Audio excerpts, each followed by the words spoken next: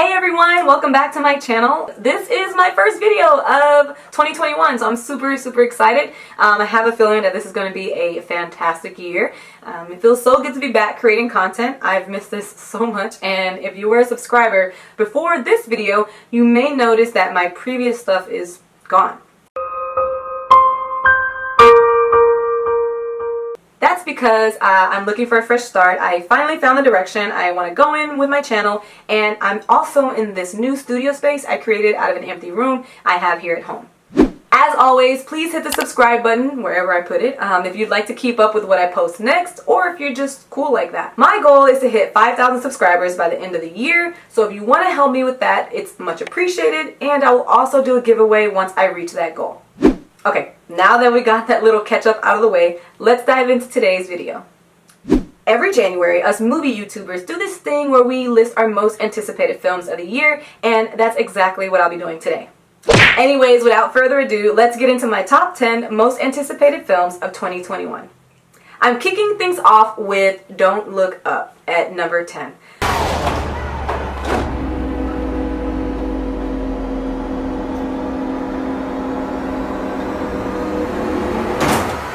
Being completely honest, there's not much I can say about it because there's very little that we know. It is by Netflix and Adam McKay is directing. If you aren't familiar with him, he's probably responsible for some of your favorite comedies like Talladega Nights, Step Brothers, The Other Guys, and the Anchorman films. And he also launched Funny or Die with Will Ferrell. The details of the plot so far are that two low-level astronomers set out on a media tour to warn mankind of an asteroid that will destroy Earth. That's literally all we got. That's all we know. So you may be wondering, well, why is this on your list if you don't know anything about the movie? Well, that's because of this bomb-ass cast. Jennifer Lawrence, Cate Blanchett, Leonardo DiCaprio, Chris Evans, Meryl Streep, Jonah Hill, Timothée Chalamet, Ariana Grande, Matthew Perry, Tyler Perry, Kid Cudi, and Ron Perlman. If this cast doesn't excite you, then I don't think we'd be friends. No Time to Die slides in at number 9. Unlike many movie buffs, I personally have not been a huge fan of the Bond films. Not that they're bad or anything, I just really never kept up with them. I'm more of a Mission Impossible girl. Yeah, copy. But this has really piqued my interest. As always, we can expect there to be a lot of action. Well, that's nothing new, but what is different is we are getting a look at what the future 007 films could have in store, as we know Daniel Craig should be retiring after this. Lashana Lynch plays Nomi, and she's an equal to Bond, not replacing him, more like a sister. That is important to note because many writers for the franchise have stood firm on the idea that James Bond will always be male, never female. But there is a chance that they would look into creating a similar character that could be woman. We can expect Lynch to be spectacular on screen, just as she is in Captain Marvel. Now, what I'm most excited about is Rami Malek. I've been a huge fan of his since his Mr. Robot days, and I'm super hyped to see him play a villain on the big screen. Throwing a bomb looking out of that Adamas bright red lipstick, kicking ass in a dress, and this is sure to be a top-notch action film. The new Candyman is my number 8 pick. The original released 29 years ago, and Tony Todd will reprise his iconic role as Candyman himself. In an interview last year, he didn't say much about the film, but he did promise that he would not just be a 2-minute cameo. After Get Out and Us were such huge successes, movie fans everywhere have been quite excited to see what Jordan Peele has up his sleeve for this version of the classic. Director Nia DaCosta said that her film would take a closer look at the origin of Candyman and the events that led him to be such a demon. I think we can trust DaCosta with doing really well with this project because she's also been hired to direct the sequel to Captain Marvel, which is a pretty big deal if you ask me.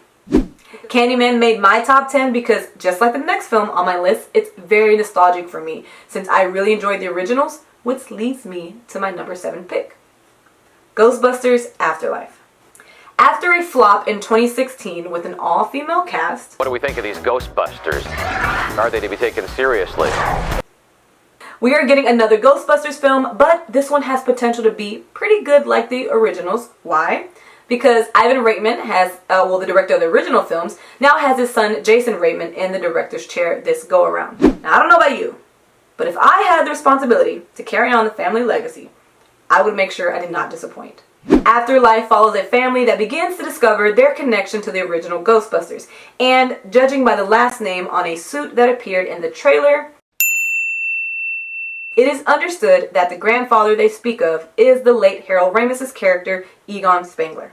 As a huge fan of the OG movies, I for one am super excited to see Bill Murray, Dan Aykroyd, and Ernie Hudson back together. And Paul Rudd is sure to add some comedic relief to what looks to be a more serious movie compared to the others. Venom: Let There Be Carnage comes in at number 6. Although Venom received some mixed reviews, fans liked it and it did a good job at the box office. Plus, Tom Hardy was such a great casting choice, because we all know what a bad Venom casting looks like. You're so right. I'm thinking humiliation. Comic book fans everywhere were sure that if a sequel were to be made, Carnage would have to appear in it, and right we were. The end scene revealed that Woody Harrelson would play the villain to Hardy's anti-hero.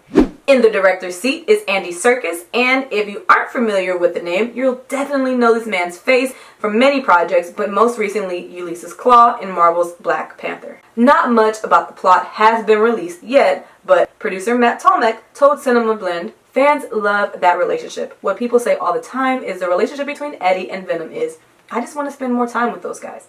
Again, we don't know what the sequel will be about, but we do know that there's gonna be carnage. Godzilla vs. Kong comes stomping in at number 5.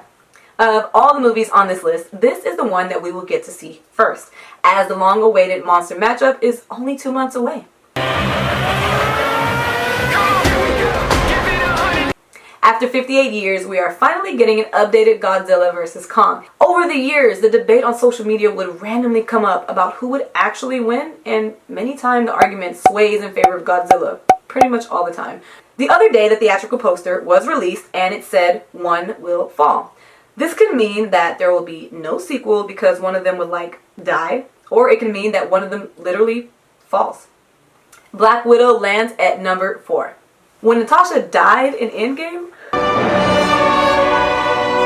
the last thing we expected was for her to get a standalone film, and yet here we are. I have to admit, when we were first introduced to Black Widow in Iron Man 2, I didn't think she was interesting enough to carry her own film, but over the next few movies, they definitely developed her character. Well, if she did, then how is this movie even possible? Well, Black Widow takes place after the events of Captain America Civil War, but before Infinity War, so this is pre-Thanos snap. We are now at my top 3 movies that I am most geeked out for.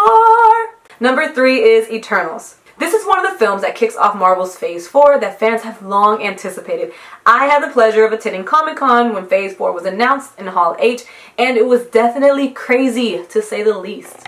Eternals is packed with so much star power and introduces Angelina Jolie, Salma Hayek, and Kit Harington into the MCU. Now that Avengers is long gone, sadly Marvel needs something big to keep the franchise thriving, and Eternals could definitely keep up the excitement.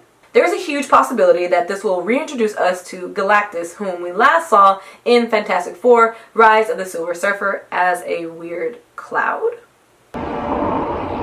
This is the end for us both. With Feige already announcing at Comic-Con in 2019 that a Fantastic Four film was in the works, this just seems like the perfect opportunity to set up a smooth transition for the future of Marvel Studios. Also, Eternals takes place after the events of Endgame, which is now a world without Tony Stark and Black Widow. Number 2 is the long-awaited remake of Dune. Dune is a novel from 1967, and since then, several have tried to make a successful adaptation, but none have come close. We are finally getting what is sure to be a fan favorite. I mean, the visuals in the trailer alone are enough to excite anybody. I mean, come on. That giant sandworm was pretty dope. Timothée Chalamet has been on fire lately, and this role is sure to catapult him further into the spotlight. Super excited to see Zendaya as well, along with many other talented actors like Jason Momoa and Oscar Isaac. Dune is so high on my list because it's just visually appealing and somewhat different from many of the other films that we are getting this year. It isn't very often that a trailer gets you super hype, but this one definitely did it for me. And by now you have probably noticed that one of the most talked about upcoming films has not landed on this list yet, and that's because it's my number 1. Yes, you guessed it, Spider-Man 3, which is currently still untitled, but we assume it'll include something with the word home.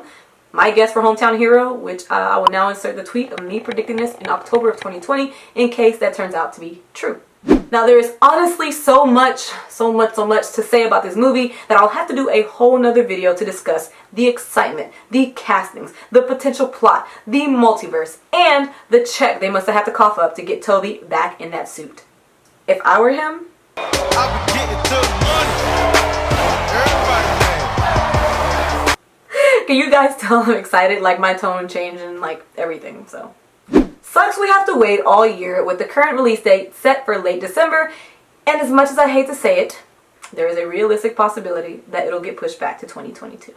I'd like to point out, since we're talking about Spider-Man, that Morbius was high on my list, but as I was getting ready to film this video, it was announced that the release date got pushed back to next year, which further leads me to believe that Spider-Man might get pushed back as well, but anyway. Now that my top 10 is complete, there are so many that did not make the cut, but here are my 5 honorable mentions.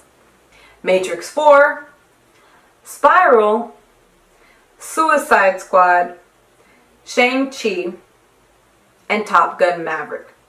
Okay, we're done! Did any of the movies that you want to see make my list? Was my list exactly like yours? Was there something you feel should have made it but didn't? Let me know in the comments below. Thank you guys so much for watching. Hit the subscribe button, wherever I put it, if you haven't already, and I'll see you guys in my next video.